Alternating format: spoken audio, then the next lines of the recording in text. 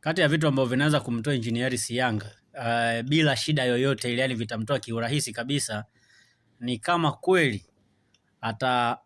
ataacha kupeleka timu uwanjani kwenye tarehe mpya ambayo itapangwa na bodi ya ligi.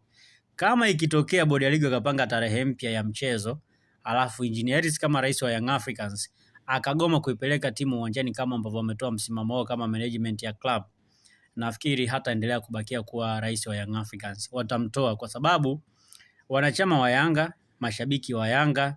ni watu ambao wanatamani kuiona timu yao ikishiriki kwenye mashindano makubwa. Na kama watagoma kwenda kucheza mechi ya pili ya Simba, manake ni kwamba watapokwa alama 3 kwanza za mchezo, lakini pia watapokwa alama 15 kwenye msimamo wa ligi kuu, kitu ambacho kinaweza kusababisha wasicheze mashindano ya kimataifa kwa msimu unaokuja. Na kama watashindwa kushiriki mashindano ya kimataifa, maana yake ni kwamba watacheza tu kwenye mechi za ligi ambazo